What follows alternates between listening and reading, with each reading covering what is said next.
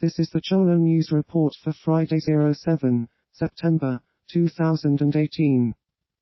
A magnitude 6.7 earthquake strikes the island of Hokkaido in Japan, killing 16 people, injuring 120, and leaving 26 missing.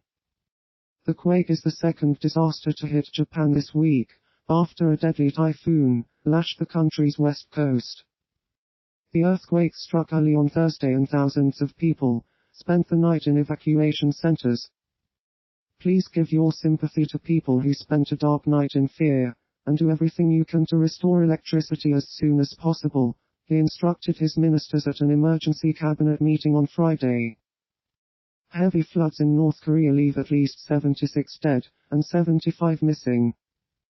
Volunteers from the National Red Cross are conducting search and rescue operations in North and South Hwanghae provinces, where heavy rains began on August 28, it said, adding that many children were among the 75 missing.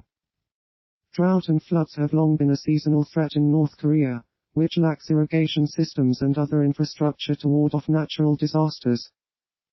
North Korea leader Kim Jong-un and South Korea President Moon Jae-in agreed to hold a third summit between September 18 and September 20 in Pyongyang. High-level negotiations to work out the details will begin next week, Chung, the head of South Korea's National Security Office, said a day after he returned from leading a delegation to the north.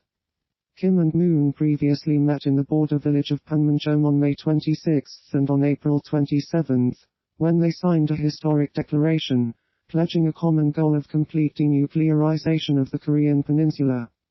Chung said Kim reaffirmed again this week his commitment to denuclearization, and promised to work with the United States to that end, Yonhap reported. Kim gives a timeline for denuclearization, aiming for completion by the end of U.S. President Donald Trump's first term. U.S. officials involved in the latest negotiations have said North Korea has refused to even start discussions about defining denuclearization, and has insisted the United States must first agree to simultaneous steps to reduce sanctions pressure. The Supreme Court of India strikes down Article 377, a colonial-era law which criminalized homosexuality, declaring it unconstitutional. Although public opinion in India's biggest cities has been in favor of scrapping the law, there remains strong opposition among religious groups and in conservative rural communities.